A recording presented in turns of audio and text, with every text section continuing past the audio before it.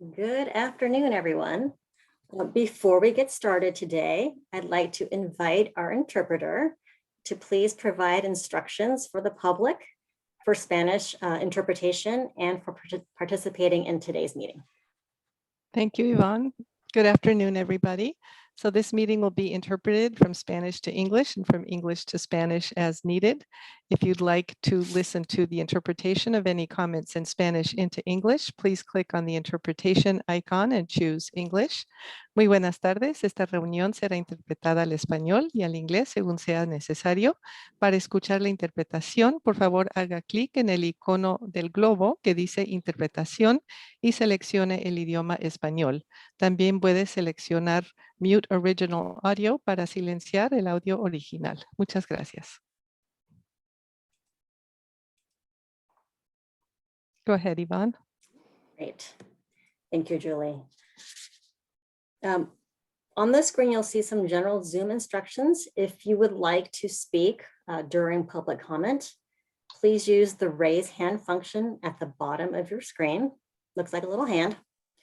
When it is your turn to speak, a panelist will provide speaking access, and then you will receive a notification to unmute yourself. At that point, please unmute your microphone and proceed with your comment. After you have provided your comment, your speaking capabilities will be disabled. And then if you'd like to speak again at some later point, feel free to use that raise hand function again. My name is Yvonne Shu, and I'm the project manager for the county's 2021 redistricting process. Thank you, everyone, for your participation and time today. The county has engaged National Demographics Corporation, or NDC, to guide us through the redistricting process, and Trepepi Smith to help with facilitation and communications. I'd also like to thank County IT, Communications, and County Council staff for their support. Thanks in advance to the commissioners who have already completed their 2 required trainings. For those of you who have not, please do so as soon as feasible. You will be receiving a stipend for the training, but obviously it will be on hold until that training is complete. Any questions regarding the training should be directed to Ann Larkin. I'd like to call today's meeting of the Advisory Redistricting Commission, or ARC, to order. For future meetings, this responsibility will go to either the chair or vice chair of the commission, whom the members of the ARC will select today. The chair will preside at all official meetings of the commission, and the vice chair will preside at these meetings in circumstances when the chair is unable to attend. It's up to the commission members to determine how they would like to elect the chair and vice chair today. A suggested process could include opening the floor for nominations, potentially including self-nominations and nominations on behalf of others. After that round of nominations, nominees could confirm whether or not they would like to accept it. Then each nominee could take a few minutes to share whether they'd like to be chair or vice chair. And then this could be followed by a majority vote, with the nominee with the most votes elected as the chair and the nominee with the second most votes elected as the vice chair. I'll now turn to the commissioners to see if any of you would like to make a motion to either accept that outlined voting approach or make a motion for an alternate approach.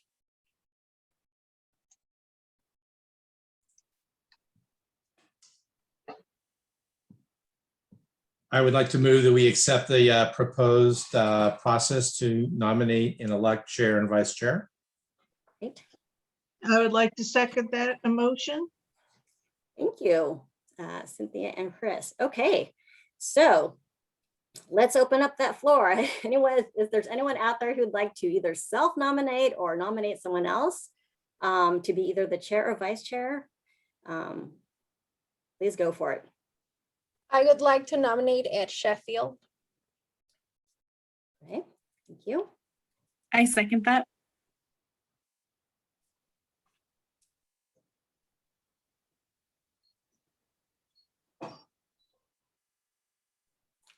Any other thoughts? Ed.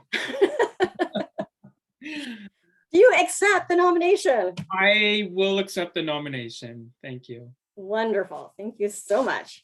And then does anyone want to nominate someone or self-nominate for the vice chair in case Ed is not able to be present at a meeting? I would like to nominate Ana Horta. Wonderful. I will second that. Perfect. And I suggest that this is Linda Shelton with County Council. I suggest we have public comment too before we take action. Okay. And so Anna, Horta, will you accept the nomination? Perfect, great. Okay, so at this time, I guess I'd like to find out whether there's anyone from the public who would like to comment on the nominations for chair and vice chair. We do have one hand raised, so I'm going to go ahead and unmute you, Peter. Peter Rumbles, so just give me one moment and you will see an option to unmute yourself.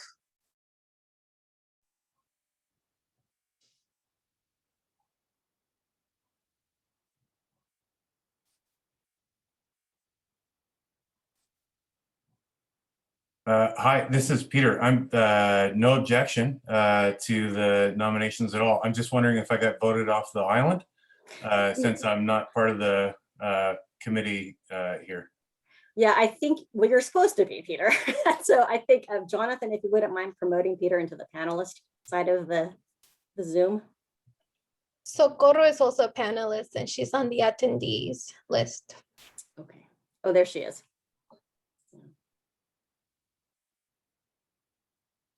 Thank you. Thank you, Peter. And Jonathan, if you could also please, oh, there she is. There's Socorro. Yeah, thank you. All right, wonderful. All right, so are there any comments from the public regarding the nominations for chair and vice chair? There are no hands raised at this time. Okay. All right. Thank you very much, Emily. And so with that, I will turn to Ed, who is our newly nominated chair to take us through the rest of the agenda. I don't know if you have that handy or if you're ready to like do this today. Since you I have wasn't 1 quite minute ready. notice. Let me get to our agenda here. A small point of order, shouldn't we cast our votes? So Ed, you have the full power of the commission I behind have you? the. Absolutely. I think that's a great suggestion. So I move we adopt the slate of Ed Sheffield as chair and Ann, I didn't get her last name, as vice chair. I second.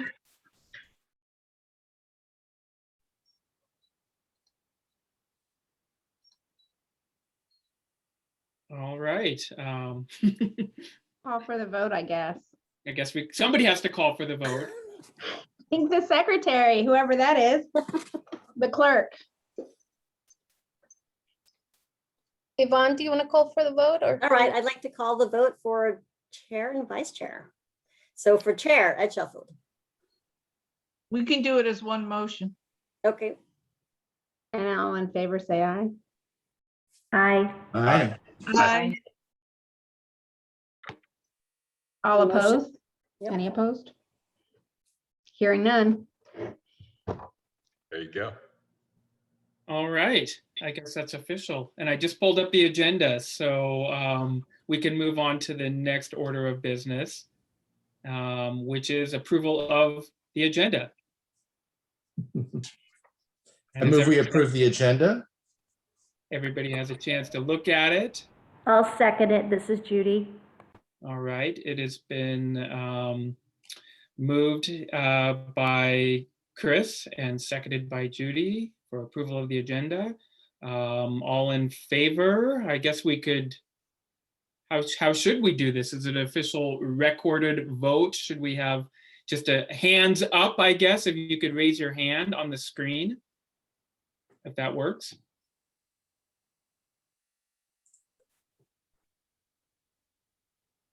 Okay, looks like hands up. And any objections?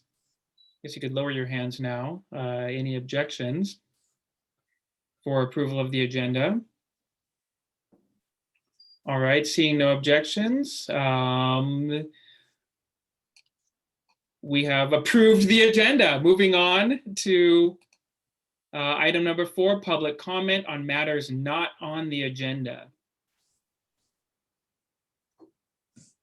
So at this time, there are no hands raised. So just give the folks that are on one last chance. All right, so I don't see any hands raised, so I think you go ahead and move on to the next item. All right, moving on to agenda item number 5, County Administrator's Office updates, Brown Act overview. So I don't have any updates for you at this meeting, but I would like to introduce Linda Shilkin from our County Counsel's office, who will provide the third component of the required training for all of you, which is a Brown Act overview. So take it away, Linda. Hi, everyone. I am Linda Shilkin with Sonoma County Counsel's office. Can everybody hear me? Give me a thumbs up. All right. This is a pretty quick overview. I think that we have experienced members on our commission here who are familiar with the Brown Act, but it's a refresher just to remind folks that the intent of the Brown Act is, with just about everything we do in local government, is transparency and public input.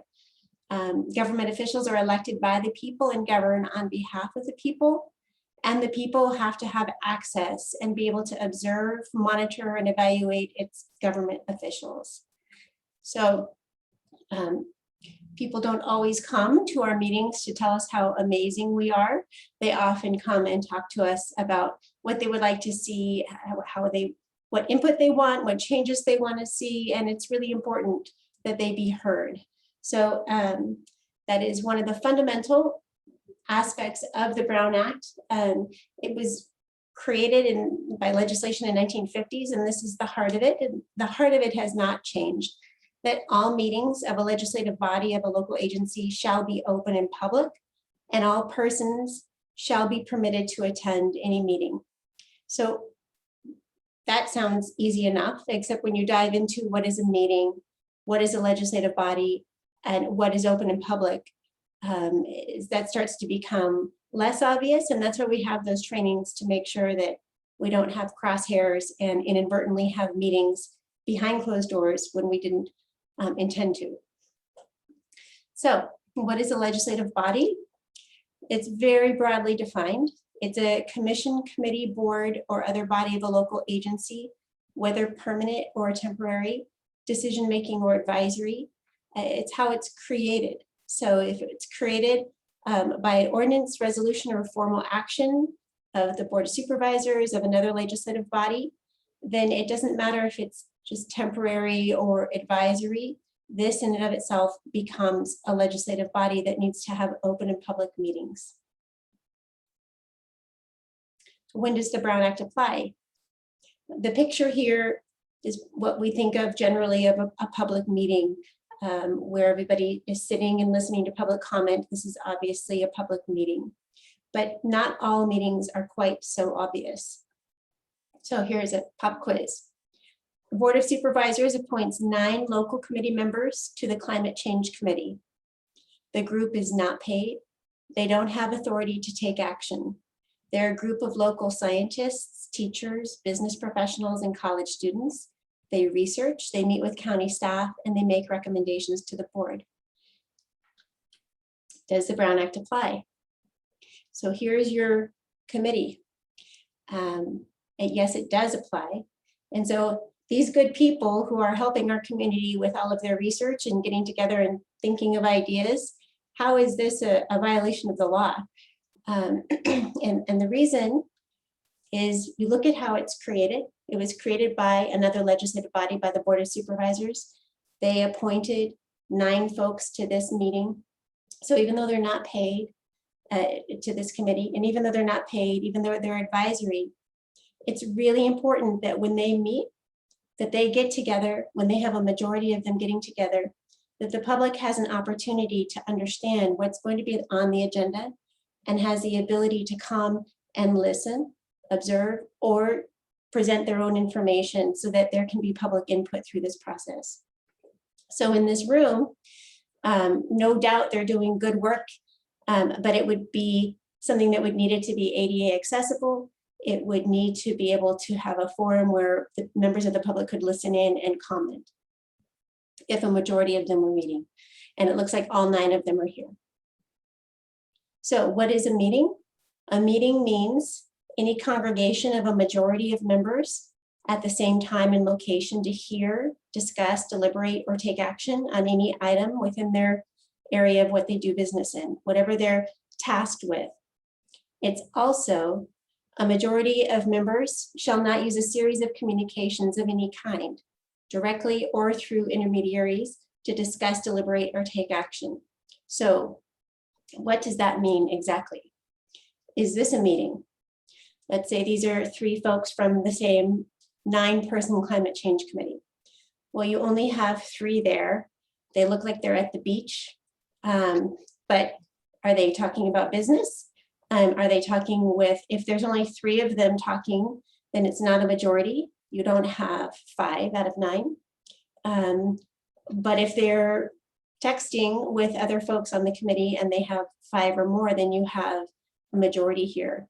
Or if they're texting and then later on those texts are sent to other members, then you start forming a chain of communications that starts forming a majority discussion that should be taking place in open and public when people have the opportunity to comment and give input.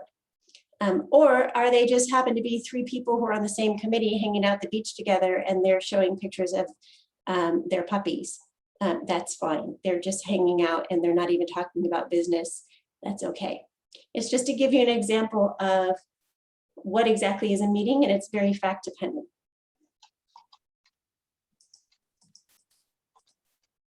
Is this a meeting? So here's an email to project team, and it discusses a bunch of different items. So project team, I don't know who is on that.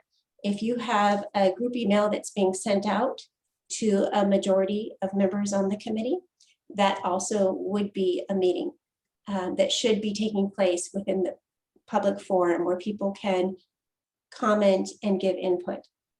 Even if it's less than a majority, if it's forwarded on to other committee members and starts forming a majority, then again, it's becoming a meeting that needs to be taking place in the public forum.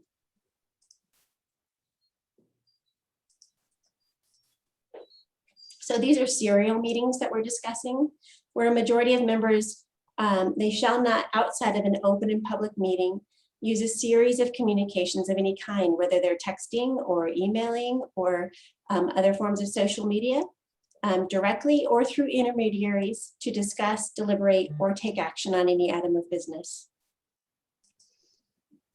Emails, one commissioner texts Commissioner B to chat about an agenda item number 7, and then Commissioner B emails Commissioner C and D about the same issue.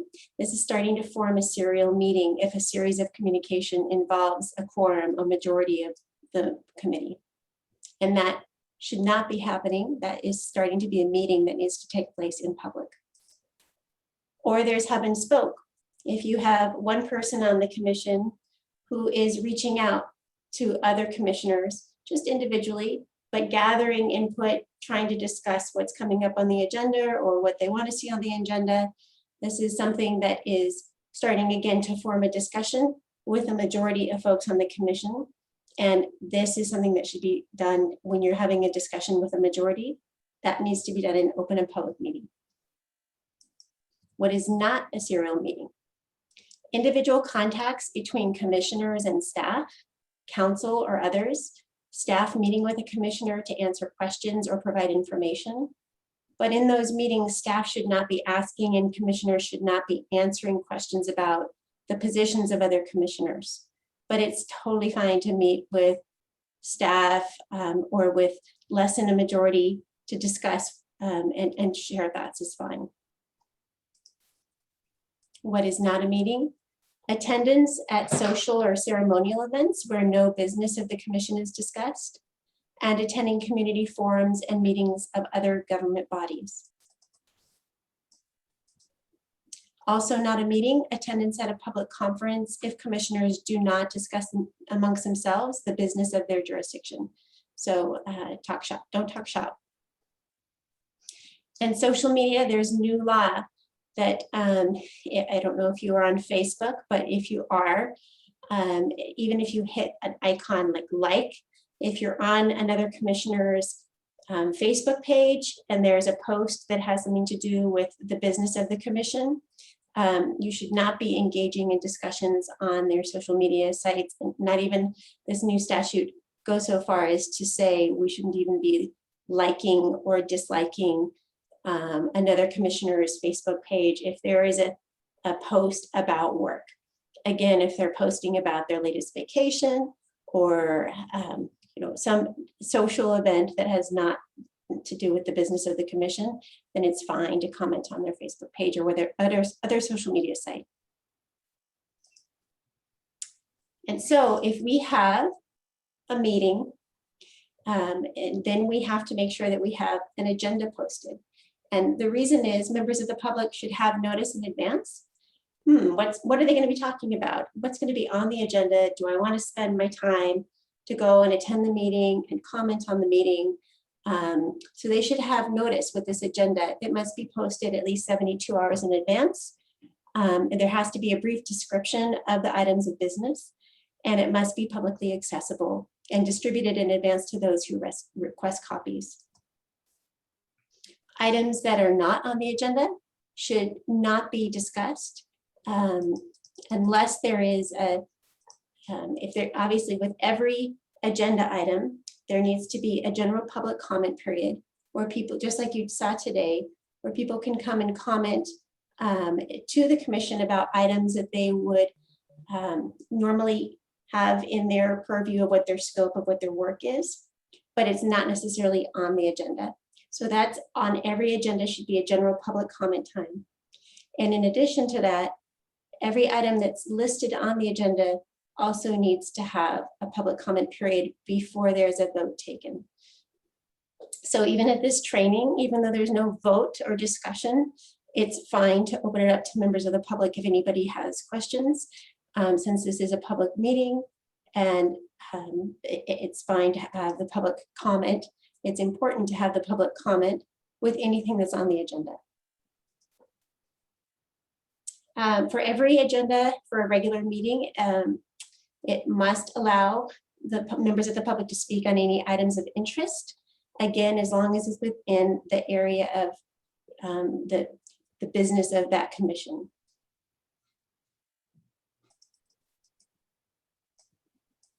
So there's a legal update about time limits, and it's up to the discretion of your commission. If you want to set time limits on public comment, you can decide if you should have 2 minutes or 3 minutes per speaker.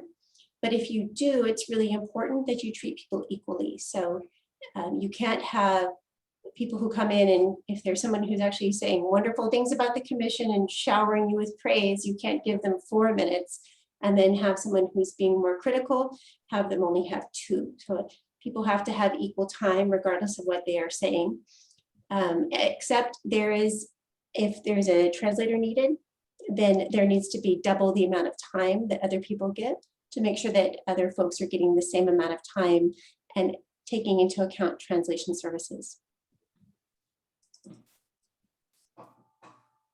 So if there are allegations of wrongdoing, those would generally be civil actions, and it would be trying to avoid an action that was taken through court and attorney's fees, or something that would be likely sought after if there is a violation of the Brown Act. And there's also possibility of criminal penalties, and that is if there is an intentional deceit of the public.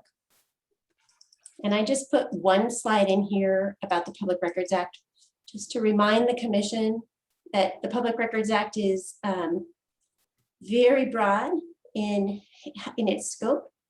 And there are court opinions that say it reaches into personal texts, personal email accounts that are on your personal devices. If the subject matter of those texts or those emails that are on your personal devices have to do with the business of your commission. So just to be aware, we get many, many Public Records Act requests. We already have one for this commission. So whenever you're putting something in writing, if you're sending an email to another commissioner or a text to another commissioner or to staff, just keep in mind the Public Records Act request and how broad the scope is, and be cognizant of what you say and making sure that you maintain civility and respect and expect it to be read. So with that, I know that was a brief presentation, but I know that you'll have a lot on your agenda today. So if there are any questions, I am here to answer any questions you may have. Linda, I have a question. Yeah. I was recently at a meeting where there were there was an elected official present at the meeting. There were 2 appointed officials of the same legislative body, but on different commissions also at the same meeting. So 3 people, none were on the same boards or commissions or councils. And there was someone took the position that that's a violation of the Brown Act because there were 3 or more elected or appointed officials together participating in the same meeting. That would be so challenging. So in Sonoma County alone, we have 97 commissions and committees. So if you had to keep track of every single person in Sonoma County on each of those, that's just the county. We're not talking about the cities, right? Or the other special districts. That would be, so no, that is not accurate legally. And even if it was, how you would ever enforce that, you would not be able to go out and socialize in our community. We have enormous amounts of committees. When you look at all of the local governments collectively in our county, there are so many folks, fortunately, who are participating in the public process. And so what the Brown Act is focused on is your commission and a majority of your commission. It's not focused on whether you're hanging out with other people who are helping your community in various ways. Does that make sense? Yes.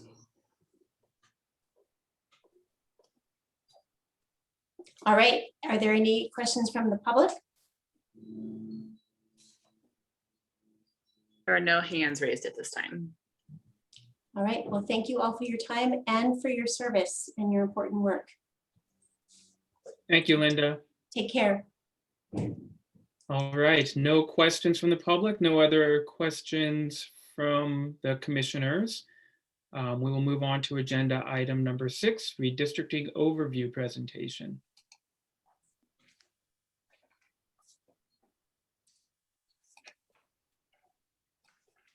Okay, Yvonne, did you want to me to just go ahead and get started? Hi, my name is Shalise Tilton. I'm a senior consultant with National Demographics. The county has procured our services to assist the commission with the technical and the other legal complicated issues regarding demographics and the legal constraints with drawing your maps. We are a resource and a tool for you to carry out your goals and directions in getting to legal maps that you could consider. And we are going to help you throughout the process in a number of ways. One of those is providing tools, and we'll be talking about those today, but I initially want to start with giving you background on the Fair Maps Act and the process, and some of the other things that you're likely somewhat familiar with, but things have changed since 2020. So let's go ahead and get started. Oh, we don't want that one. My apologies.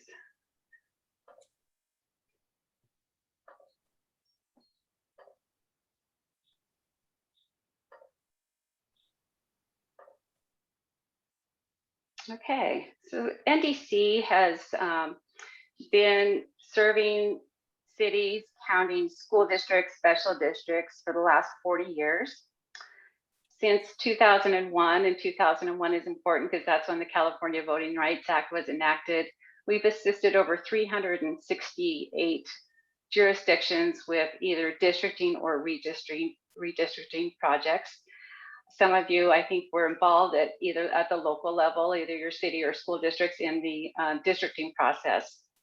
So you'll be somewhat familiar, but the rules are a little bit different for redistricting than they were for districting. If you've had a chance to visit the website, you've already seen the calendar. I want to talk a little bit about the Fair Maps Act and requirements as far as transparency and outreach and public engagement. And one of those public engagement requirements is that there must be at least 4 public hearings.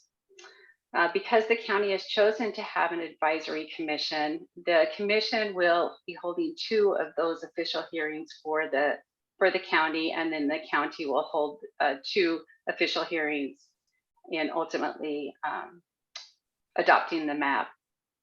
Just a word of note, in case it comes up so that you're familiar with it, the law allows for 3 different types of commissions, and you are an advisory commission.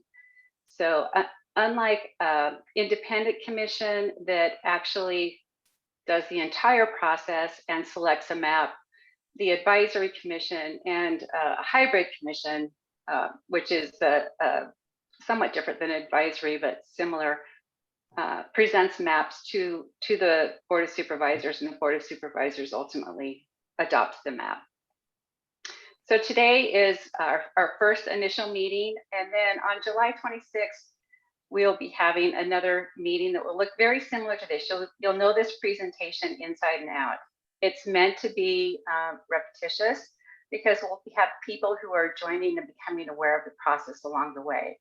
So by the end, when we get into winter, you'll be able to give this presentation. Today, I'm just going to give you a redistricting overview and a glimpse of what the mapping tools will have. And it won't be until our next meeting that we'll really get into some more of the mapping tools, and so that we can start to understand the mapping tools. But at all of these meetings, we're wanting to get input from both the commission and the public on the composition of the districts at all of the meetings. On August 23rd, you'll see that it's titled a first official hearing. And the reason why it's titled that is we're just for the record showing that this is counting as one of the 4 official ones that the Fair Maps Act requires. Incidentally, if you're interested in reading the Fair Maps Act, it's found in Election Code section 21500 for counties. I know for me, sometimes just actually reading it is helpful. And then after we have these 3 initial meetings, then, and actually, as soon as the tools are ready, which I'm hopeful they're going to be ready in the next, I received word today that Calipers, the online mapping tool, is ready to go. We just have to do some final proofs before we can populate that on the website. And another tool is ready to go. So we're getting our tools ready, and we will have them in the next matter of days. I'm hoping all the tools will be available, and I'll be showing you the tools later. So the public can actually start drawing maps now, and we know that the census delay has impacted everyone. So what NDC has done is we are providing total population estimates. So the public will be able to use the total population estimates when they're drawing their maps. We will also have other data from the American Community Survey that will give information on ethnic and race breakdown by the protected class groups. It'll also give certain socio and economic information that are useful in drawing maps to see where you have concentrated areas of similar communities. On August 16th, we expect to receive data from the Census Bureau in what is called its legacy format. So that's not the official prettied up format that they'll be releasing September 30th. You've likely heard that date, but August 16th, they've agreed to release it in the legacy format, which is the format that we've used in decades past. So we'll be able to use that data. But then what happens is there's California law that says all of the state incarcerated residents need to be reassigned to their home addresses before we can start having the official population numbers that we'll be using for districting. Right now, the state is saying that'll take 4 to 6 weeks. So while we'll have data from the Federal Census Bureau on August 16th, it'll take 4 to 6 weeks for the California statewide database to readjust those for the prisoners to be reassigned to their home locations. On October 5th, we plan to have a joint meeting with the Board of Supervisors, and we'll release that official data. So fingers crossed that everything happens as it's supposed to, and we'll be having that review on October 5th at the Board of Supervisors meeting. And at that point, we can take a look at the existing district boundaries to see how out of population balance we are. On October 8th, we want the public to finish up their maps. They'll be able to start drawing maps now based on our estimated population, and then they can make some final tweaks. And on October 8th is the final deadline that we're asking for the public to submit maps.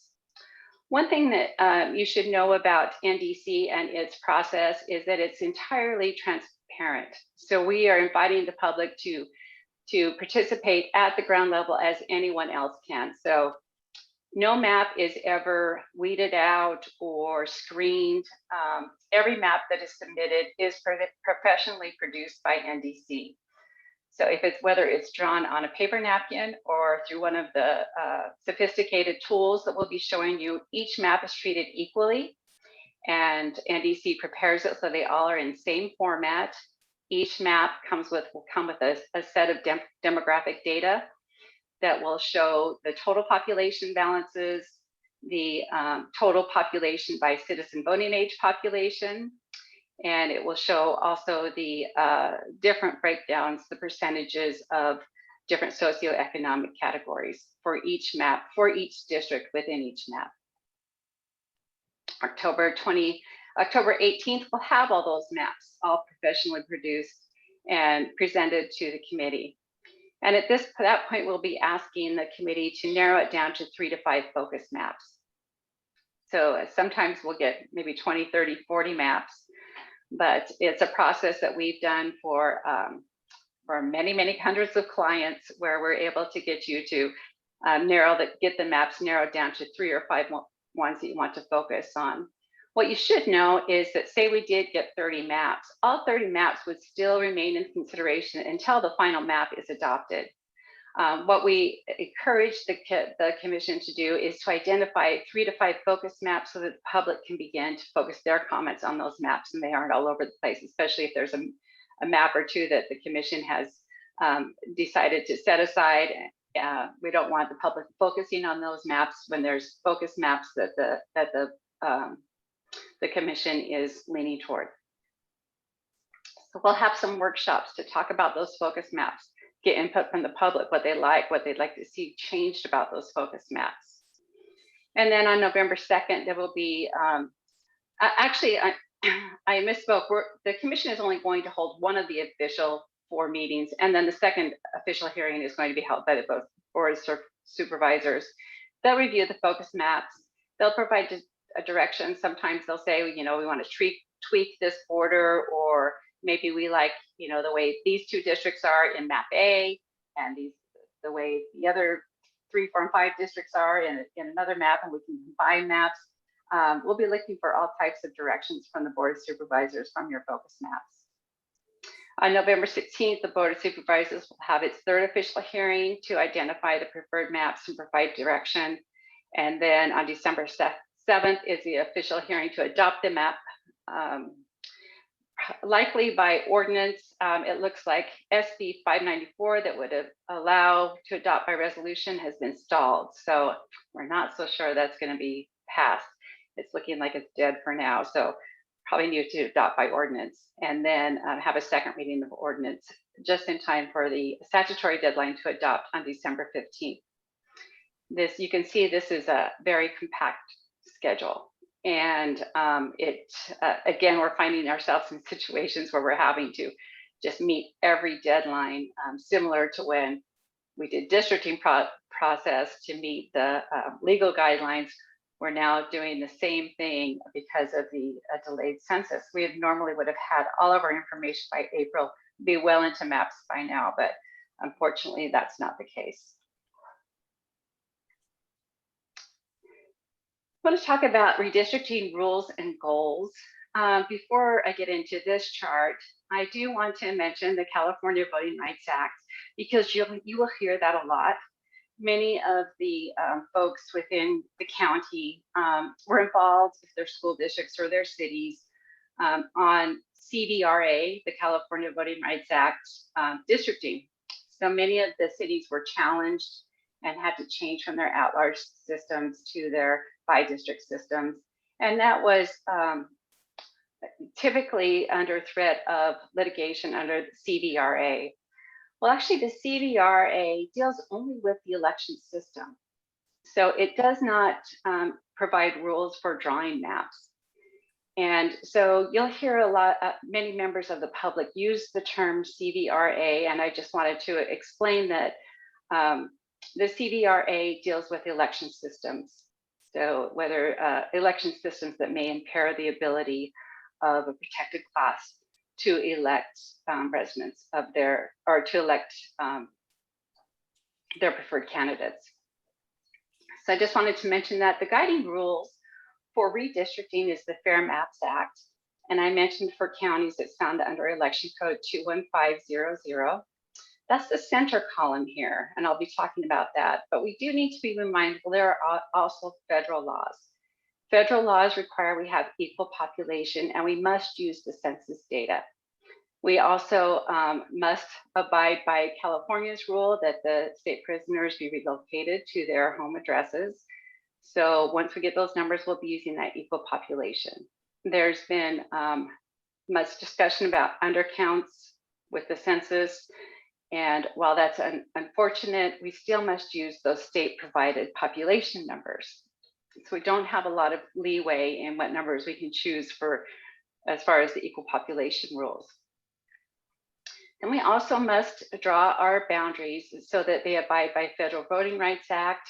Oftentimes you'll hear the terms cracking or packing, meaning you can't draw lines that would dilute the voting power of your protected class groups. And when we're talking protected class groups for the county, we're talking mostly those minority language groups. So this would be groups of citizens who have not always had maybe election materials or access to voting in their native languages. Also our African-American communities who have not had equal access to voting. So when we're talking protected class groups, often that term comes up, you know, what about Latinos? I didn't realize that was a protected class group, and they are a language minority group. And then no racial gerrymandering, meaning that you cannot draw lines solely based on race. You must consider you can consider race as long as it's not the predominant or the only factor when you're drawing lines. So we definitely want to be drawing lines that respect communities. So we've looked at culture, history, language spoken at home, maybe household income levels, those type of patterns, and maybe a certain race also fits into those categories, but we want to make sure that we're not basing our decisions on where to draw lines only on race. So that brings us to column 2, which is the California criteria for counties. And this is the Fair Maps Act. Fair Maps Act is the fair and inclusive redistricting for municipalities and political subdivisions. That's what Fair Maps stands for. But what it did that's different from when districting, when jurisdictions were drawing their boundaries for districting, it actually prioritized this list of considerations. So the first priority is that each of the boundaries must be geographically contiguous.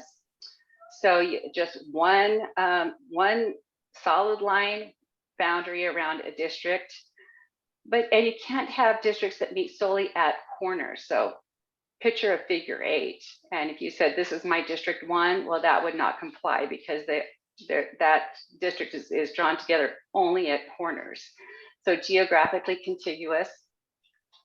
There are some cases where you have islands and such like that. But if you can access by boat, by ferry, or bridge, then that's geographically contiguous. The second criteria is undivided neighborhoods and communities of interest. So it's very important that when we talk about drawing maps, that we don't split up like-minded communities. And we're going to go into some more slides that talk more about communities of interest. That seems to be the one that's not as easily defined in this list. And that will be the one that we want to keep a record of. So when we're drawing our maps, then we have a record of, okay, this is why this particular district boundary made sense, because it kept this neighborhood undivided and this particular community of interest undivided. Then the third criterion to consider is following the boundaries of existing cities and census designated places. So we will be providing those maps so that you know where those city boundaries are. And if it's possible to follow a boundary and not cross over a boundary when you're drawing your districts, then that is one of the criteria. Easily identifiable boundaries. So oftentimes they're talking about freeways or railroads or natural boundaries that identify that it's easy for the community to understand where their district boundaries are. Compactness, meaning we don't bypass one group of people to get to a more distant group of people. And we cannot draw maps to favor or discriminate against a political party. Once we've met these federal laws and these California laws, then we can look at other traditional redistricting principles. One of the big ones will be minimizing the voters that are shifted from 2022 districts. So they're anticipating voting in 2022. And then if we redraw the lines and assign an election year of 2024 to where they are, then that will mean it'll be 6 years since they voted on county supervisor.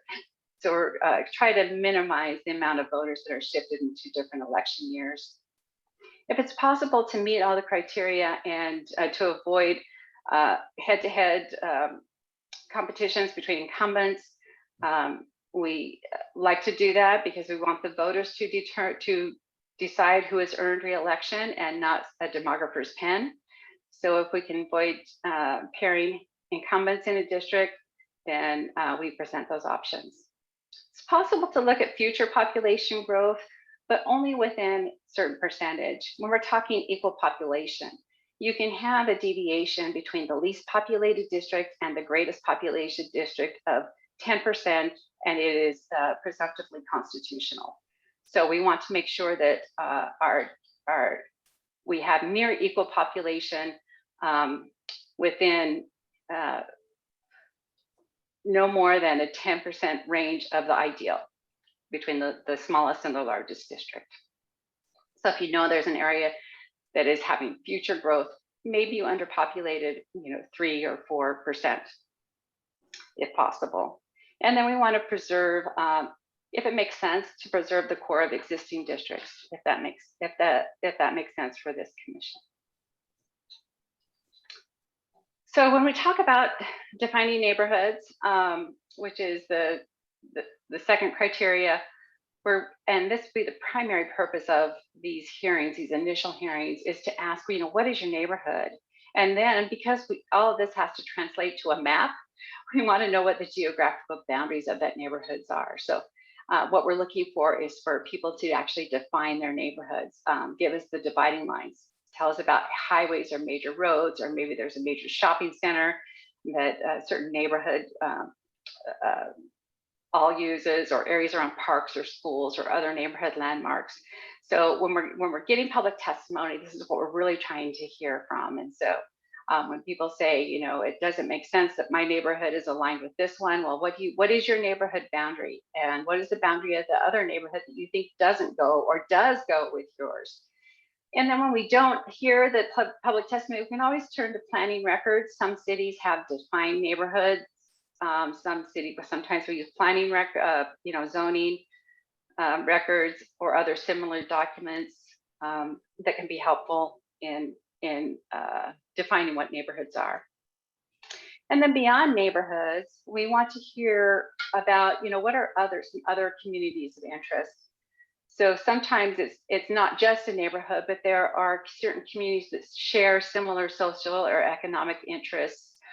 Some certain communities are impacted by county policies that maybe, first thing that comes to mind is maybe threat of fire or watershed, those type of things. Those also are characteristics that define communities that make sense to keep them all in one district. We're really asking people when they come to these public hearings, tell us your community story, help us to understand what your community is, what you define your community, and always remember we need to translate that to a map. So whenever possible, we can get them to, give us that geographic area plus the various characteristics. And then there are certain cases would the community benefit from being included within a single district for purposes of its fair and effective representation, or would it benefit from multiple representatives? Kind of a simplified version of that is, I live in a retirement community, a very large retirement community, and when they were considering districts in my community, we raised that question, do we want to be all placed in one single district where we'd have one representative, or do we want the district lines to be drawn that perhaps the north end is in one district, the south end is another district? So when we had our homeowners association meetings, we actually had 2 representatives who were coming to our meetings and hearing our concerns as opposed to a single one. So sometimes it makes sense to be included in a single district, and sometimes it may make sense to have multiple representatives and have the lines drawn such that there's more than one district that touches that particular community. And again, the definitions of communities of interest cannot include relationships with political parties, relationships with incumbents, or relationships with political candidates. Let's talk a little bit about the public mapping and the mapping review tools. And what the county has done is purchase the entire suite of tools. So from the very basic to meet someone who is very not technical, perhaps doesn't even have a computer. We have paper maps where someone can actually just take a paper map and color in the lines of where they think the district should go. We also have a very simple tool, and I'm going to be going through each of these on the upcoming slides, just a quick preview of them. A simple tool just to learn about your community, that's called District R. And this map, it's done on the computer. You take a paintbrush and you paint in what your neighborhood is with the paintbrush. We have a simple review draft maps tool. So once maps are produced, they'll appear on this draft maps tool. So you can look at the various maps. You can overlay 1 or 2 maps and see, oh, okay, this is how these 2 maps are different. This is where they're the same. You'll also be able to populate different map layers, such as cities, the boundaries of cities and census designated places, school districts, those types of things you'll be able to also overlay. And then we have the most powerful draw an online map drawing tool, and we'll be going through that. We'll be using Caliper's Maptitude online redistricting for those of you who are familiar. We have Story Map to learn about your neighborhoods. For those of you who use Story Maps, many use Story Maps now in place of PowerPoint when you're talking about maps. Is as you scroll through, you can see the different layers. What I'm showing you here is a sample of Sacramento County's maps. Sonoma counties, we're hoping to have these live in the next couple weeks. Hopefully, or even sooner. So that you can go to the website and you can go to Story Map and scroll and see all the different layers of, I think this one is showing the existing districts for Sacramento County, but you can scroll through and also see color-coded maps that would show you higher concentrated levels of various communities. For example, you could scroll through and see where the higher concentrated areas of the Latinx community resides. It's a color-coded map. Also shows you maybe homeowners versus renters, all the, it will show just a variety of information, school districts. And as we get requests, we can keep adding to the story map. So you can see various information. This is just one snapshot of what Sacramento has. And this is showing, see if I were to have this activated, I could click on places and unincorporated areas and also show the census geography. You can see there's various cities here. You can unclick and click that as you go as well. I mentioned the simple map review. You can see on the right-hand side here, there's some of the layers that you'll be able to see. I'm going to explain what these population units are when I talk about the paper maps. Population units help those folks see what a certain number of population is by census tract. And then population units by ID numbers. That'll make sense in the next slides too. Showing the existing district boundaries. One of them is color coded. One of them is just a black outline. That's what the difference between those two are. And then census tracts and census places. Then we have our simple map drawing tool. Let's see, I'm sorry, double click twice. You can see this will be printed out on large sheets of paper. We'll have them available at all of our workshops, and folks can take this map and just draw lines of where they think the boundaries should go. You can see within these particular census tracts is the population count. So to get to the ideal population count, folks would just draw a solid line around where they think it would go. They can do the math themselves to see how close they're getting to the population target. You can see for Sacramento County, it's 307,891 is the ideal. So that's what you want to shoot for when you are drawing these population units. If you go to the website, you'll be able to bring up, these are live links that are in the PDF that's on the website. So you should be able to link to it. Otherwise, you can just go to Sacramento County Redistricting if you want to start playing around with these tools. Again, ours will be populated on our Sonoma County website within the next couple weeks. For folks who use the paper map tools, but they don't want to use a calculator to add them all up, they can use the accompanying map, and instead of population counts in each of these population units, they're numbered consecutively, 1 through, let's say 1 through 100. And then there's an Excel spreadsheet. So say if I happen to draw my District 1 and encompass the population units that are numbered 1 through 30, I would open my Excel sheet and I would assign number 1 in the population units 1 through 30. I would just put a 1 in all of those columns.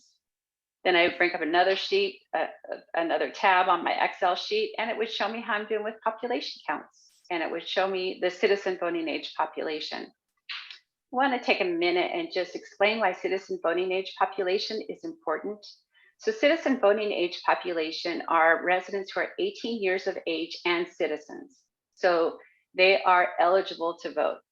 They needn't necessarily be registered to vote, but they are eligible to vote.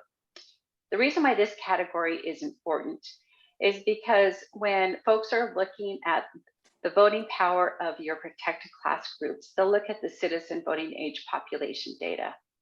So they will want to see what those percentages are. If they know there's a particularly concentrated area of your citizen voting age population, for example, if there's a concentrated area of your Latinx community, they'll be looking for a district that has a high percentage of Latinx citizen voting age population in that particular district. So that is a good tool for analyzing how well the maps are drawn to help achieve the goal of the California Voting Rights Act of helping to have a voting system that doesn't dilute the voting strength of our protected class groups.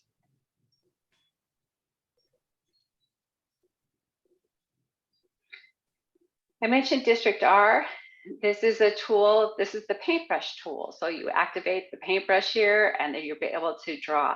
One thing I want to point out with this tool and also with the Maptitude Online, because this will trip everyone up, is when we are counting population, we must use the lowest geography, the smallest geography we can use are census blocks. Well, census blocks, sometimes the way the federal census has drawn the blocks sometimes don't make sense, or sometimes they'll be very large, or sometimes they'll be very small. So for example, if you were wanting to just maybe just get this area right here, but every time you clicked on this, it highlighted all of this, it's because that's one census block.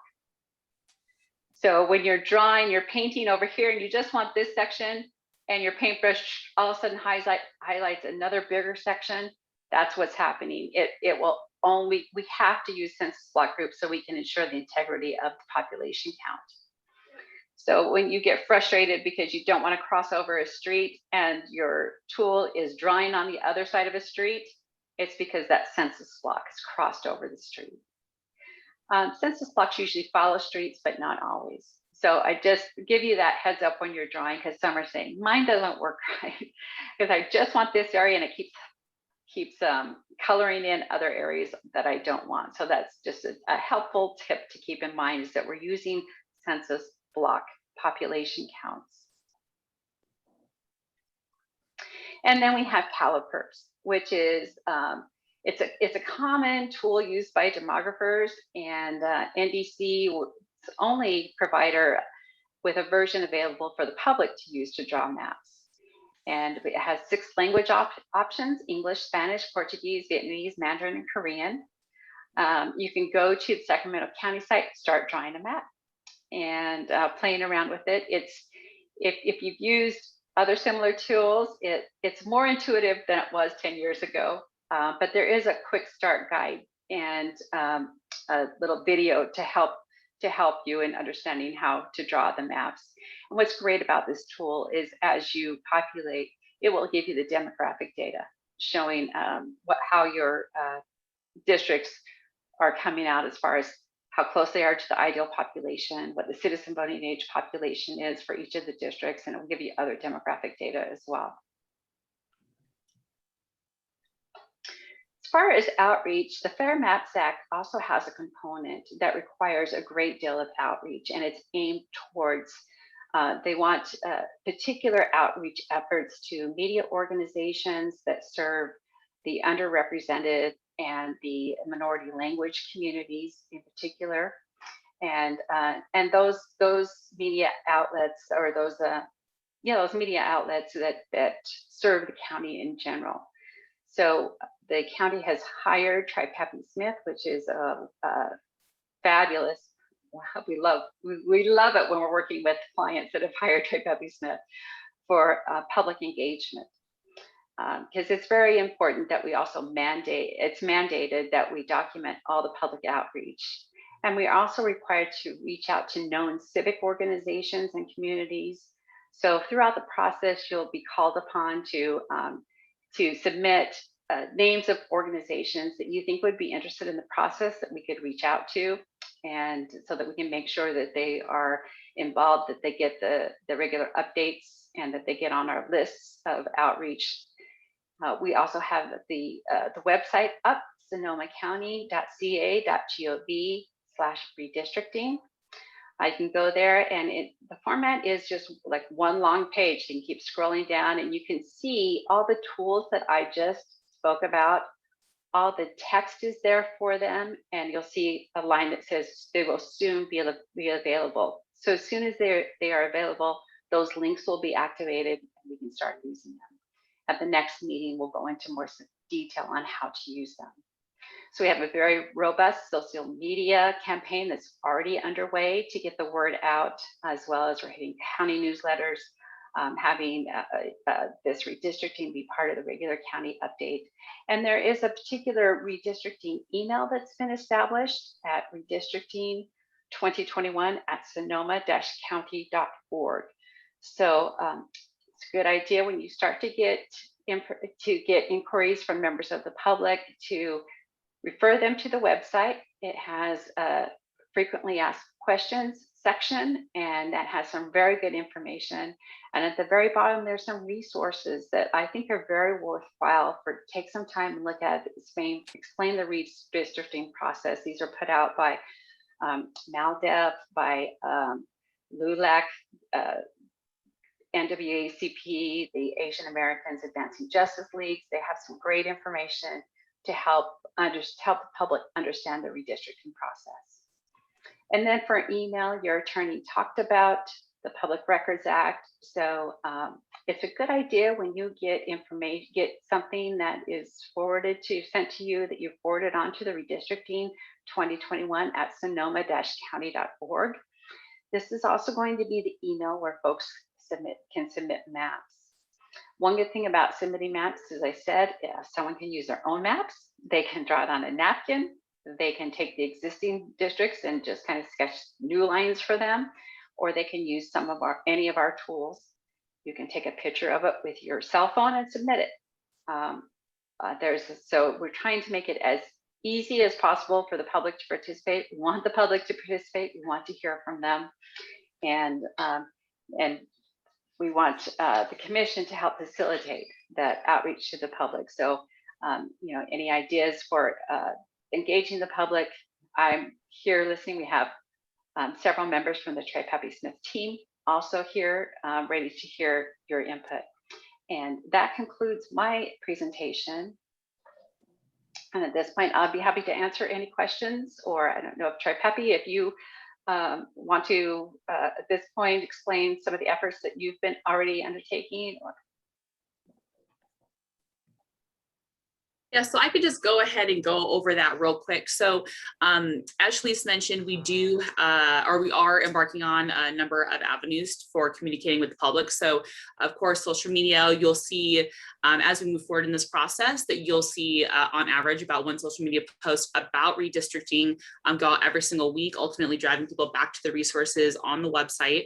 As she mentioned, if you have any specific community groups that you'd like us to reach out to, please feel free to send us that information, and we'll make sure that we're making phone calls or emailing them again, letting them know about the process and everything. As she said, the website, we have that, and we'll be updating that throughout this entire process as well.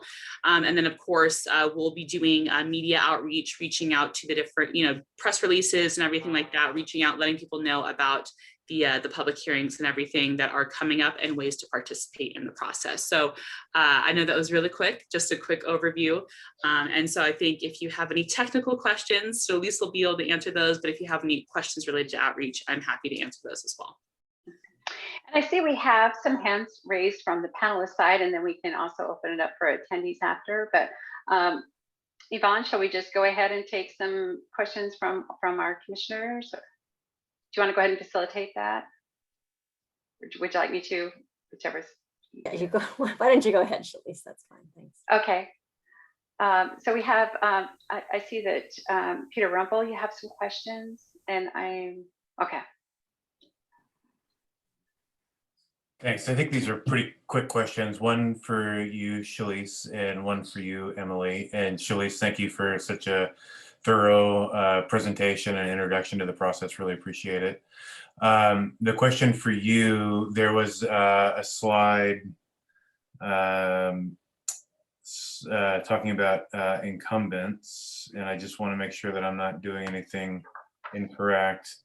I forget which one it was, but a little bit earlier on. Obviously, not drawing or recommending districts for the express purpose of keeping incumbents in place, but is there any, is it allowed to ask those who currently hold office, how has their district changed and what is working positively and negatively as a point of input? And then Emily, a number of us are engaged with different civic groups. Do you want us to go ahead and start on our own seeking input, or do you want it to all run through you? So those are my two questions. Thanks. I can go ahead and handle that. That would be a collective decision. I think of this commission is if you want to engage the Board of Supervisors. And Yvonne, maybe you have some input on how you think that the Board of Supervisors feels about that approach. There are certain county commissions that are keeping a very arm's length approach. So they're looking at the districts without much input from the Board of Supervisors at all, if any. And there are others that are kind of doing a little bit of both. So Yvonne, do you have any direction from the board on their preference for being involved in this initial process? At this point, I do not. I just, but their understanding, of course, is that the Advisory Redistricting Commission would bring their recommendations to them, and they would then react to that. So I would say as we're a little further along the process, we can, as a group, the group can decide whether they would like to move forward with communications with them. And on the note about community groups and different organizations you guys are a part of, I think what we had envisioned is if you have specific contacts for those groups, if you could either, whether you're email those over to Yvonne or through the actual redistricting email, point is we'll get a hold of those contacts. And what we can do is we'll go ahead and call them, either call or email, whatever information you have for them, and ask them if they want to. First of all, we'll just give them an overview about the whole redistricting process, and then ask them if they want to, one, be copied on press releases when we do send those out, just so they know kind of when those big milestones are. But then also we are going to have flyers that we'd like to have pushed out to the community as well. They'll be posted to the website, but it'd be great to get some additional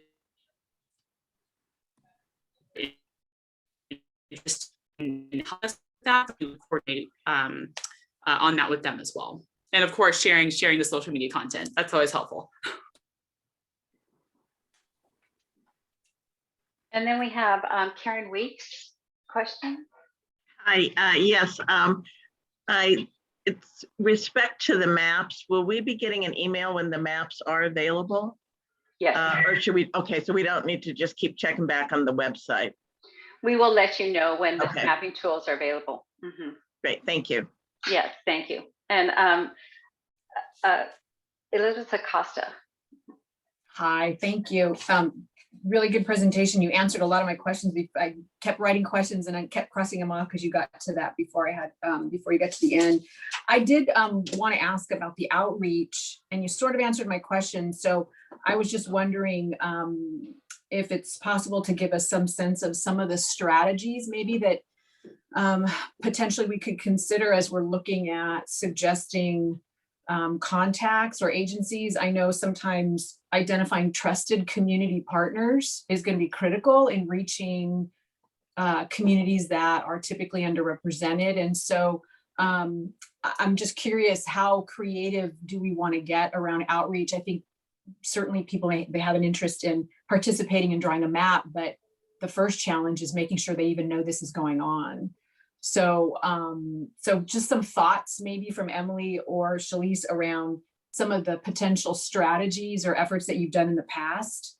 And that might give us some ideas about the best ways to identify some of those trusted partners that then maybe we could be helping reach out to and encourage them to participate.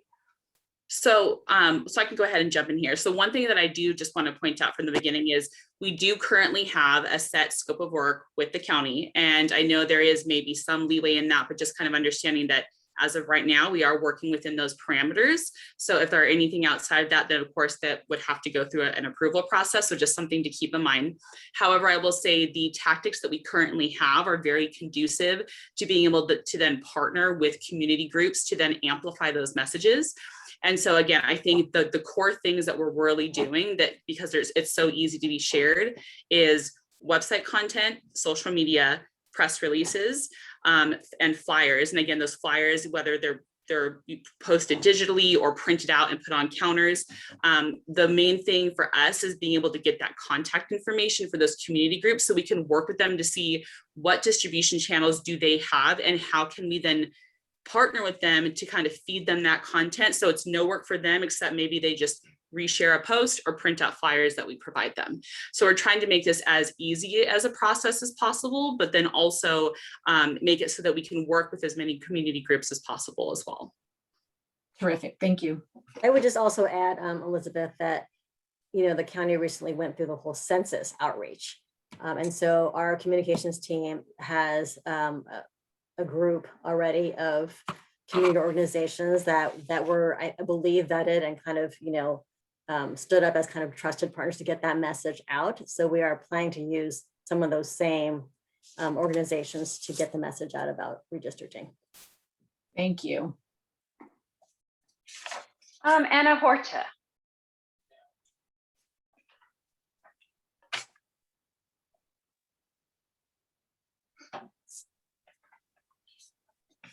Ooh, Unmute. yeah, we currently can't hear you.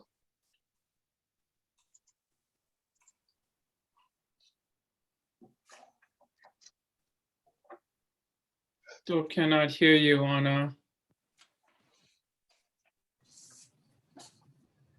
No? Now we can. Yeah, okay, okay. I've been unmuted. I don't know why it's not working. So you mentioned the equal deviation, like 1 to 10. And I'm curious if you have a population of a group that is underrepresented, that is saying that they haven't been counted properly, and they have a equal deviation of 10 versus one that has 1 and has been properly counted. Is there a way? How do you manage that? I'm just curious. And I have 2 more questions. Sorry. Well, because we are required to use the set of data that is going to be provided by the California statewide database after they take the federal census data and then adjust it for relocated prisoners, we have to use those numbers. So if now everyone will all be represented, it's just that when we're dividing the boundaries, when we're doing the population counts for, if you say there's an undercounted community, it's possible you could slightly underpopulate that community if you're striving to achieve equal population, but you know, just minimally.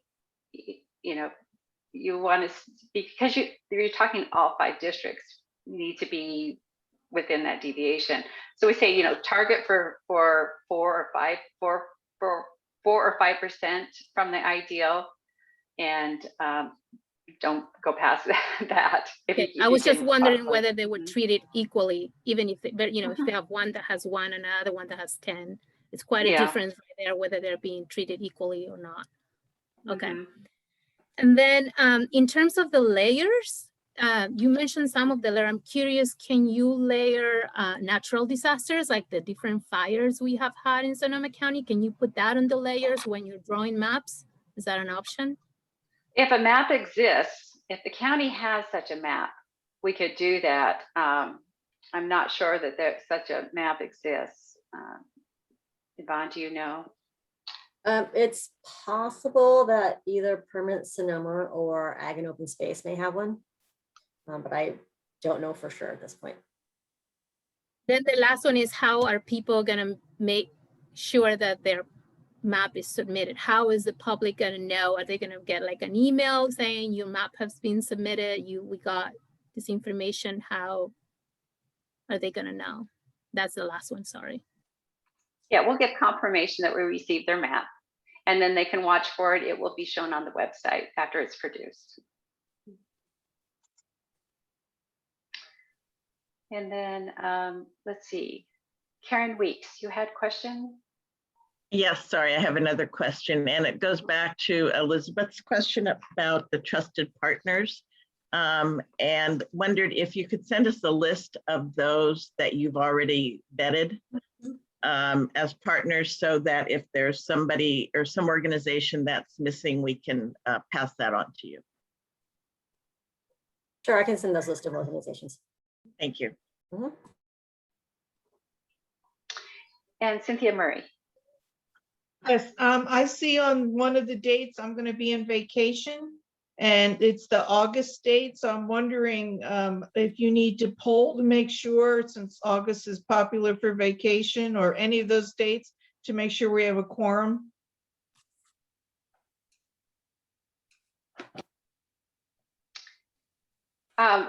We can ask you if anyone has trouble meeting those dates to go ahead and submit it to the email, the redistricting 2021 at sonoma-county.org. With the Yvonne can attest to this. It's a very difficult calendar to build. It took us weeks to build it because we have to have various steps that have to happen and various posting requirements that have to happen at certain times, and all around the census data. We want to get a certain number of steps done before and then be ready to go right when it happens. So yes, that's a great point. If we could ask you to each submit to that email if there are any of those dates that you're unable to meet. Thank you. Also add that, given the unusual circumstance with the late census data and the requirement that we have to have everything submitted by December 15th, and also just throw in the possibility of a natural disaster in the fall, that if we have like the majority of people being able to attend a meeting, I think it probably will move forward, just because we're really constrained on the timing front. But yes, and please do let us know. Yeah, I wasn't trying to get the date changed. I was just alerting you may have a quorum problem. So got it. Good to know. And are you going to record the meeting so that if we miss a meeting, we can watch it? Yes. So this Thank meeting you. is already being recorded. So yes, it will be posted onto the website soon. Thank you. Commissioner Socorro? Yes, thank you. I'm curious about the outreach. I thought what I heard was that we'll push out information to different people, but it seems like there's also for real input, particularly from people who are outside of this government jargon, there would need to also be a bit of an educational campaign about what all this is and what it means. And is that happening as well, or are we simply pushing information? I'd worry that seems a little compliance driven and not truly inclusive. So just wondering a little bit about that. So I appreciate you asking that. So I think what you're going to find is when you see our messaging that goes out with every essentially notification that you see, there's going to be an educational component to it. And in between, let's say when we're notifying people about the hearings or this meeting that's coming up or whatever, you'll see that in between that we all are basically putting out educational tidbits and information, whether that's again, social media or in contacting these community groups one-on-one. And so in between those kind of official notification efforts of upcoming meetings, we will also just be educating people in general about the process. Just because again, it's very unfamiliar to most people. So we want to make sure they understand, one, what is this? How do I get involved? And ultimately understand kind of what the timeline is, especially since we are on such a truncated timeline compared to previous efforts. So that's definitely woven into our strategies across the board, is to educate whenever we have the opportunity. And again, for any community groups that we're able to outreach to, we'll make sure that we work with them just to make sure that they are getting materials to share that will make sense for their constituents. So that's why those contacts, if you have them, please send them our way and we'll make sure that we leverage those. Thank you.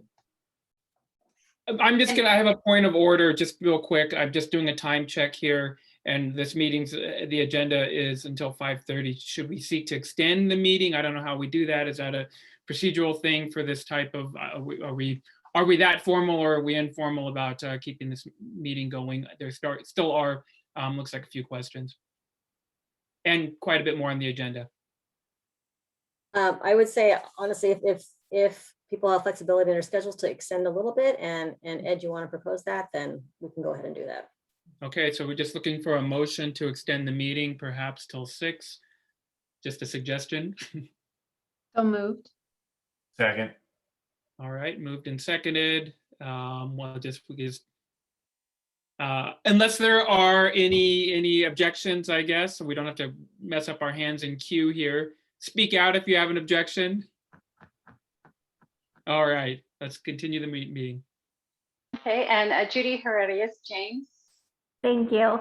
Question regarding the outreach. Are all of these meetings going to be online, or are we going to have in-person meetings as well? So I can address that one. So initially, when we were planning all this in January, the thought was to have them all online. But now that things are opening up, it's possible that 1 or maybe 2 meetings in the fall could be in person. Right now, at least for the summer, I'm anticipating that they'll be online. And then I know that NDC and Trippi Smith are also not just managing us, but like managing a variety of clients who are all under the same deadline. So depending on their availability as well, we can move to possibly 1 or 2 in person in the fall. But that'll be a discussion amongst all of you as well, on whether you are comfortable doing that, and if you're available to do that, and as well as with NDC and Trippi Smith. So good question though. And Ana Lugo Bedoya, is it Bedoya? Anna, it's fine. I'm actually not satisfied with the answer around community engagement. And so I want to ask some follow-up questions about that. Community engagement and outreach are 2 very different things. So my number 1 question is, are we seeking to do engagement, or are we seeking to do outreach? Well, I guess I would like to clarify in your terms, what do those terms mean to you? Just because I want to make sure that everyone is on the same page. Well, in my terms, and in terms of people who know community engagement and outreach, community engagement is actually the genuine building of a relationship that is longer term versus outreach, where it's usually a one-way, one-point touch. Does that make sense? Definitely makes sense to me. Been in outreach and communications for a long time, but I just want to make sure everyone has the same understanding. So one of the things I will say is what we are planning on doing with the list that we currently have from the census, right, are people that the county has already, or groups that the county has already been in contact with, they've already been working with. So we want to make sure that those relationships are kept alive and they are fully aware of the process and participate in this process. So in that respect, that is more long-term. Now, if there are new contacts that we are able to fold into this process and bring them into this process, we definitely want to do that. And of course, building a relationship with those groups so that the county may be able to partner with them on future initiatives. So at the end of the day, communications is always about relationships and engagement. And I think that is our goal here in trying to get whatever contacts you guys have, because we could look up community organizations online, find a random email and just send them out. But I think one of the benefits of working with you guys is that you have these personal connections that we can actually work with these individuals to actually see real results and get people actually participating in this process. Okay, so the other part to this is that historically underserved communities are historically underserved because they're historically excluded and marginalized. And so my issue here with your strategy is that I don't know that this commission is representative of all the groups that we have in our community. So, and I also know that the county has been criticized for their lack of truly encompassing engagement. So I'm not sure that the list that the county has, nor that the list that we will add to will actually lead us to an engagement that seeks feedback and participation from communities that have been historically excluded and marginalized. So I know you say you have a scope. I actually want to push back on the county on this. I think that you need to revisit the scope, and I think we really need to do some culturally responsive community engagement. I think we need to go past Facebook. We need to go past social media. We need to go past this just list of trusted people. And I also think we need to stop putting the burden on our community organizations to pass information to communities. I think we consistently ask that of them. I think that all of these tactics are good and well for organizations that are well-resourced and can just push out flyers to people. But when there are organizations led by individuals who are serving historically marginalized and excluded communities, who are also led by people of color or people who identify with those communities themselves, it is a problem that we are adding to that burden. And so I want to see a revisiting. I actually would like to see a presentation on the actual strategies and tactics, and I want to understand how this is going to be culturally responsive. Chair, I would like for that to be agendized at some point, or for something to come back to us that actually really places the respect that community engagement needs, and that we really focus in on communities and don't just do the same thing that is done, that has been historically done. Well, thank you, Anna. And there is an agenda item for items to discuss at future meetings, and maybe we can add that when we get to that agenda item. Very good points.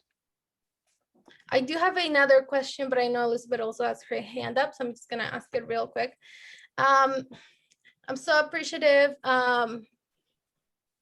NDC, Ms. Tilton, of your presentation. I actually, by happenstance, happened to start doing some research on your company just to learn a little bit more about it, because we didn't actually get a briefing on who you are.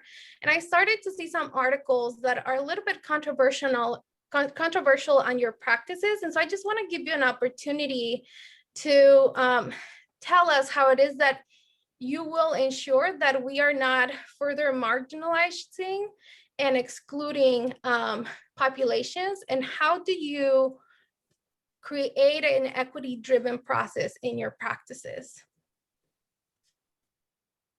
I can't answer to your specific the articles you read online. I don't know which ones you're referring to, but I can tell you that our process, none of the maps that have ever been drawn by NDC have ever been successfully challenged in court. We make sure that we provide the tools and the guidance so that the commission can consider legally compliant maps. And we guide the commission through a process that abides. And now that we have the Fair Maps Act, we have some very clear guidance on the criteria that needs to be used in drawing the maps. So you'll often be seeing as we go through this process, asking us to, we're going down that checklist. Does it meet all the criteria of the Fair Maps Act? Are we listening to the communities?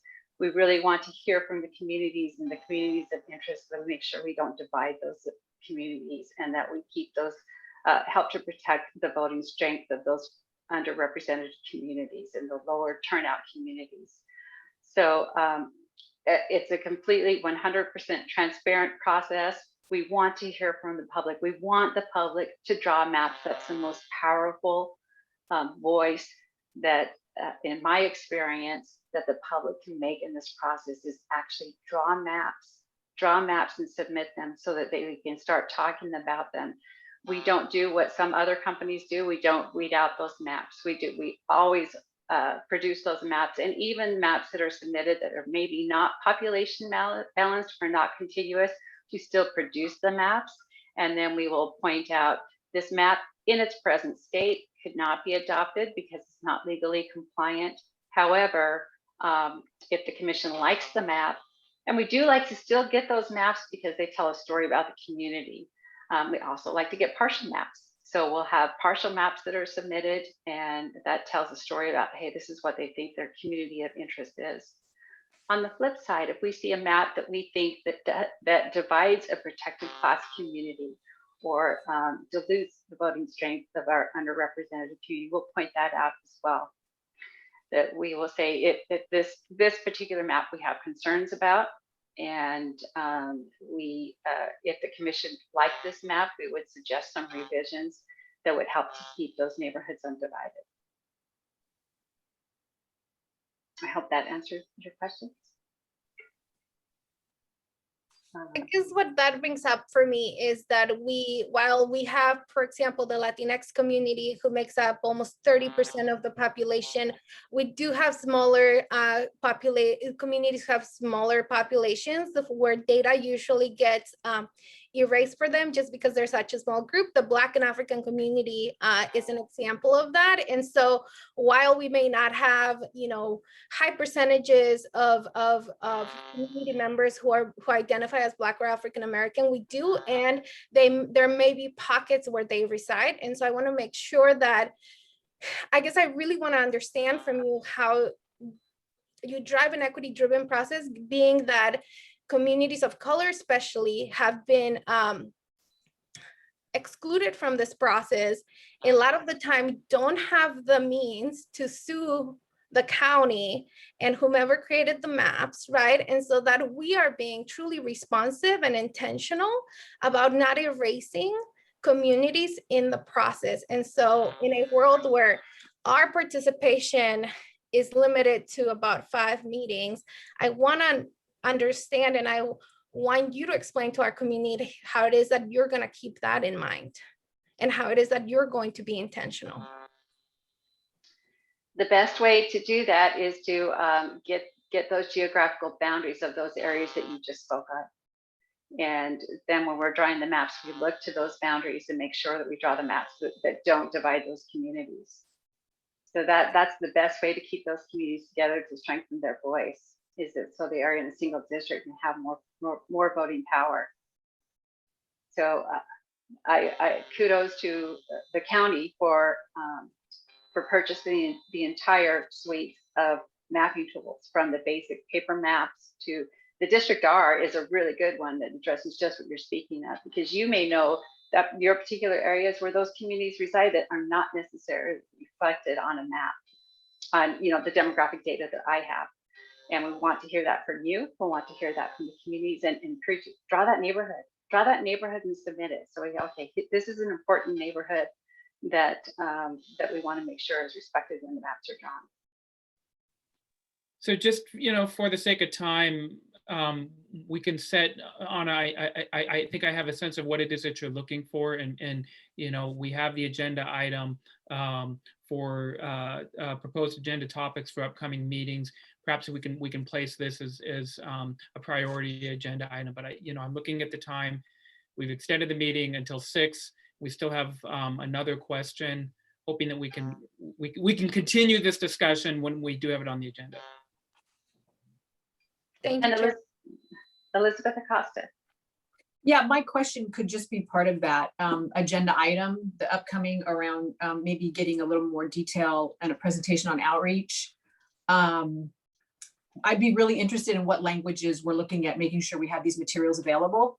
There may be certain languages that sort of we all think of initially when we talk about language minority communities, but for example, I'm aware in elections, there are several languages that materials have to be provided that we don't normally think of in just everyday materials that we think of translating them. So I think I'd like to see what languages maybe we're starting with, and then making sure that we're looking at those specific language minority populations that are very minority, and making sure that we have a way to reach those folks with materials, but also ensuring that any partners that we're trying to talk with, communities, and these could be formal and informal leaders in the community, that we're making sure that we're really trying to get those communities to be part of this process. Thank you. And I do want to point out that the Fair Maps Act does specifically draw on those that same list that the Registrar of Voters uses for translating ballots. So we already have those languages translated for certain portions of the website, and we'll provide translation in those languages if requested in advance. Is that federal or is this state requirements? That's the state. Okay, great. Yeah, we follow what the Federal Voting Rights Act prescribes for the county registrar. Right. So federal. I think there's 5 languages. Yeah, I think there's 4. Yeah, because the federal language, it's English only right now, but state is many more. Yeah. Yeah. So just the other languages that we initially had we put our basic website up, had to match what our election materials are published in. So in addition to English and Spanish, there was Khmer, Vietnamese, and Tagalog. Great. And again, those interpretation services will be provided if it's requested ahead of the meetings. And okay, we do have that on our radar. But very good, very good question. Thank you. And then we do need to open it up for public discussion as well. Chair Sheffield, I don't know if it's appropriate at this time or. Absolutely. If there are no further questions, we can open it up. So at this time, I'm not seeing any hands raised from our current attendees. Okay. Any further discussion? If not, we'll move along to agenda item number 7, Commission discussion on the composition of district boundaries. So this will be an ongoing item that will be on your agenda. So if you know now, I know this is your first meeting, and maybe this may just be a prompting for you to think about for the next time. But for example, if some place that you may want to start as existing boundaries, seeing if this doesn't make sense that these two communities are aligned in one district, or perhaps they're not, or if you know of some communities that should be maybe in a single district, this would be appropriate time for you to give input on that when we talk about composition of districts. Okay.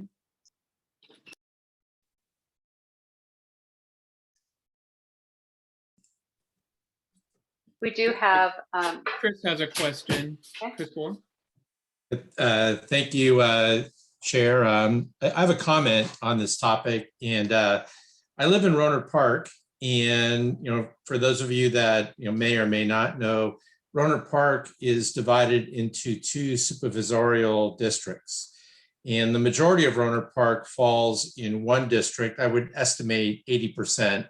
Although once we get the mapping tools, Shalice will be able to figure out exactly what percentage.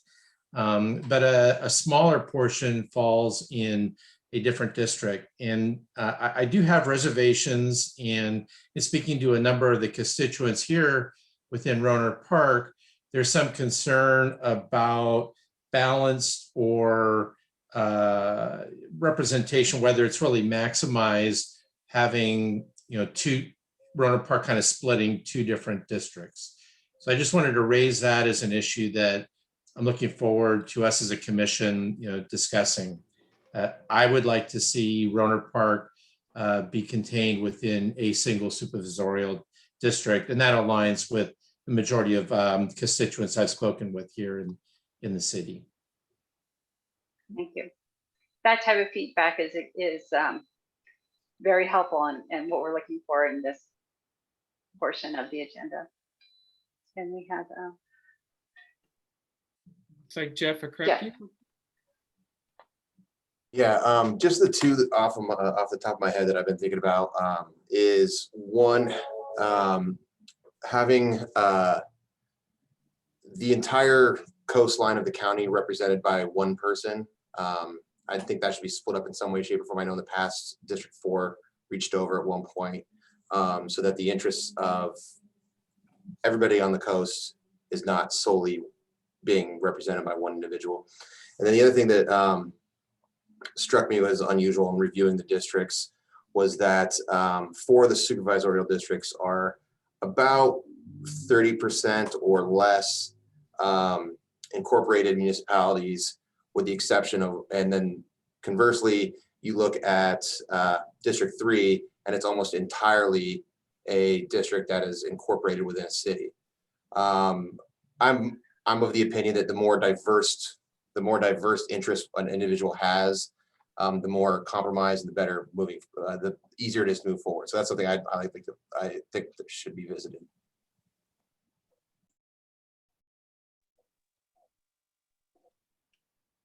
Any other input?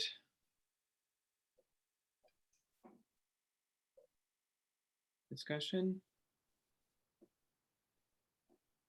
Questions? All right, let's see. This is also an agenda item, so public comment. Chair Sheffield, yes. I just wanted to ask Jeff if he could repeat that or expand on that second topic, because I'm not sure I really followed. Okay, so yeah, if you look at whichever district you want, we'll use the one that I'm appointed from, District 4. You have a slice of Santa Rosa, Windsor, Healdsburg, Cloverdale, Geyserville, and then you have everything else, which is unincorporated, right? Which is their only government entity that represents them is the supervisor and the county themselves. If you look at District 3, it's kind of the opposite. It's almost entirely Santa Rosa and Rohnert Park, where they have governmental representation at the city level, and then just an extra layer at the county.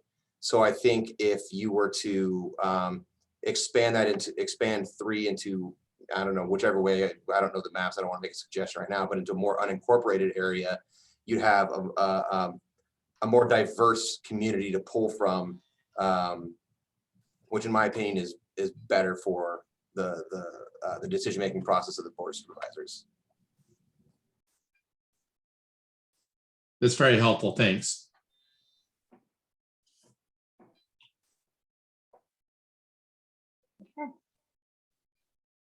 Thank you. These are, yeah, like I said, every meeting will be asking for this type of input from what either your thoughts or what you've heard out in the community. This will help us in guiding us. So what will happen is we'll get maps from the community, and then NDC will prepare some map options as well. And then we have Commissioner Socorro.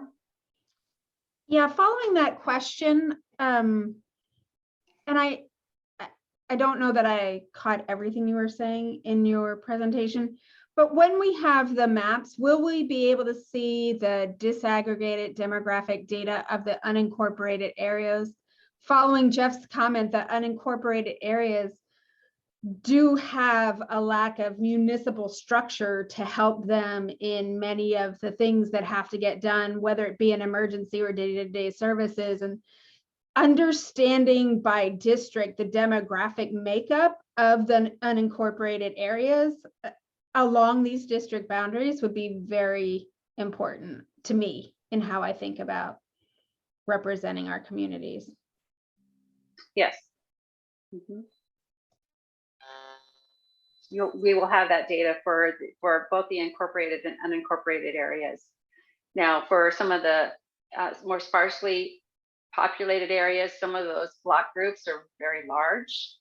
So you might get a large area, but it will have the same data, whether it's incorporated or unincorporated.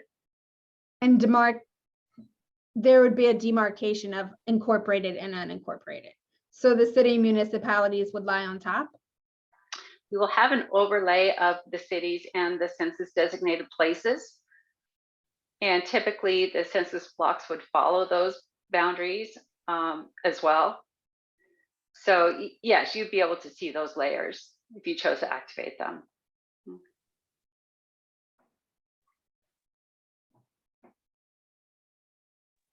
Okay, other questions? We can go to public comment on agenda item 7.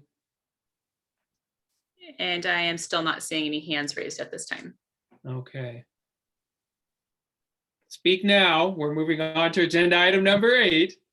Okay, proposed agenda topics for upcoming meetings. Ana Lugo, I know that you have an agenda item, and I'm wondering if I could add something to your agenda item as well. Is maybe a historical overview of the criteria that's been used in the past to create the districts. There's maybe a history lesson that we can have to figure out where and how we got to where we are now. I think that's perfect, Chair. I think it's 2 agenda items really. I would really like us to have an agenda item on NDC taking us through both the historic piece and also the ways in which they're going to ensure that their mapping practices are equity driven as well as mitigating bias. And the other agenda item I really want us to look deep into, and for the county to come back to us with a better plan than just social media and community groups and community forums, because we know those don't work. We've seen it time and time again, to really have a conversation around culturally responsive community engagement and what that's going to look like. But I think just as part of that real quick, I just want to emphasize, so social media and community groups is an element of our outreach, but I just want to make it very clear that we have several different channels at this point. So we have website, we have working with media, including diverse media outlets where applicable. We have social media, and through social media, we have both organic and we have paid, which allows us to do targeting. So to making sure we're hitting groups geographically and everything as well. And then we also have more of that. We have flyers, so we have both print and digital version of those flyers. And then we also have working with community groups to help amplify messages as well.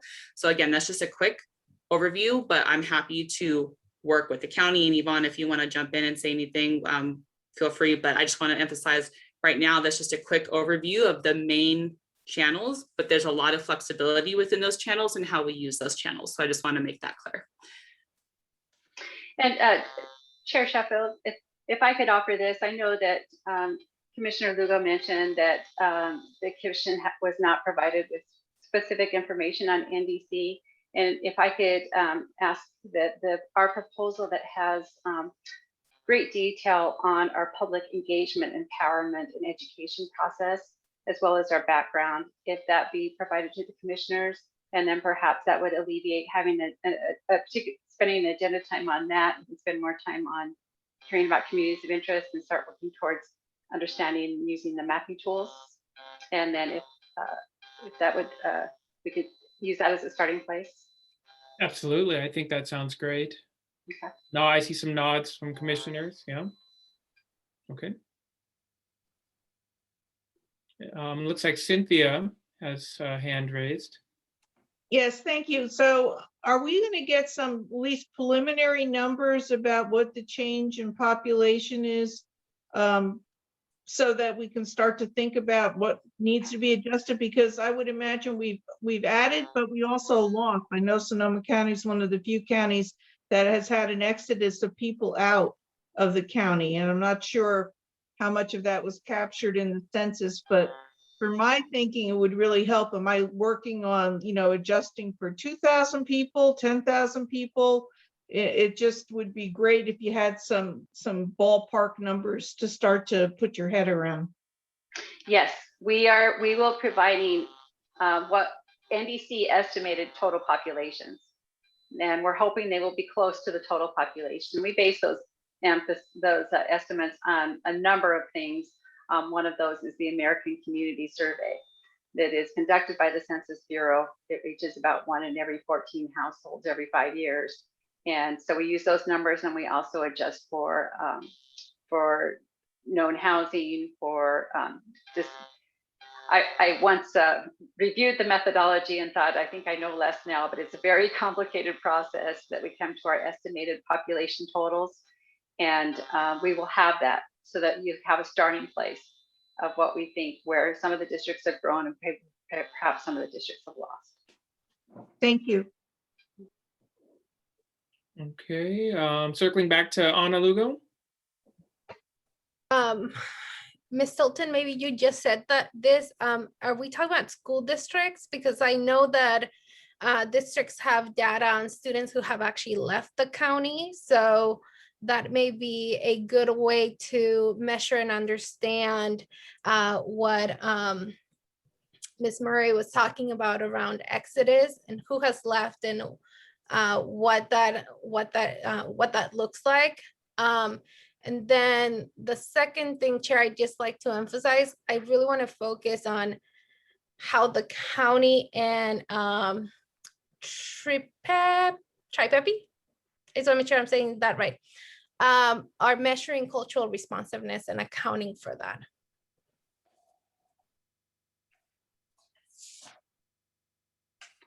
As far as our total population estimates, there are a number of factors, and the methodology is actually listed on our website. So I can provide that link to show you. It's a bit complicated terminology that's used, but yes, it does take into consideration those that have left the various jurisdictions. Okay, I don't see other hands, but I just want to, there were other suggested topics for agenda for upcoming meetings, mapping tools and training. That might be something valuable to us. These really getting into these tools, they're fun. I've played around with them before. There's some really neat things that we can do. It might be worth it for us to have some type of training I don't know if that's a training that would need to be done for all of us. I don't know how we want to approach this, but we definitely want to maybe have some discussion on this. Thank you, Chair Sheffield. And at our recommendation for the next meeting, as far as the workshop portion, would be we do similar, maybe not as detailed presentation as what I did, so that the members of the public who are just coming to the process have kind of a basic understanding of the criteria that we must use and the timeline. And then we do a more detailed, I walk you through the tools, and we're actually showing you the tools and using the tools. Okay. So that every component will have some map training to it, a map training component. So on our timeline, we had suggested for the next meeting, we again, at every workshop, would recommend we receive input on community's interests and other community mapping priorities, how they want the maps drawn, and a map tools overview. And the mapping tools overview will be more involved than it was this time. Okay. And just a quick comment on that too, the benefit of doing that in these meetings is, one, obviously, if you guys are talking to your constituent groups, right, then you'll have some working knowledge of, and talking to them about those maps, but also because these meetings are recorded, these then by kind of default almost turn into like a mini tutorial that people can refer back to anytime as they're looking at the mapping tools. Okay, I guess we're looking for maybe go back to public if there is any input from the public. And at this time, I am not seeing any hands raised. Okay, so staff, just you're clear on a little bit of direction that we have as far as what we'd like to see on upcoming agendas. If not, okay. And moving on, I guess our last agenda, we have a list of our upcoming meetings. Our next meeting, July 26th, 4 o'clock to 5:30, probably longer. And the following meeting will be August 23rd, 4 o'clock till when we complete the meeting. All right, well, we are at just about 6 o'clock. I don't know if anybody has some last minute comments, any input. I want to thank everybody for participating in this very important process. I want to thank staff. I want to thank our folks who presented for us tonight, and looking forward to our next meeting. I have one tiny thing to say, and I think it's just a typo. On the agenda, it says for the August meeting that it is at 4 o'clock. It is actually at 6:15 p.m. that day.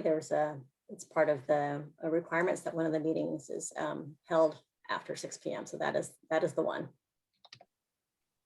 Okay, take note, everyone. And I'm assuming that these meetings are also going to be, but maybe to the public, know that these are going to be Zoom meetings as well. Great. Right. All right. Well, I guess we can adjourn. Thank you all. Thank you. See you next month. Right. Good job, Ed. Bye. Thank you.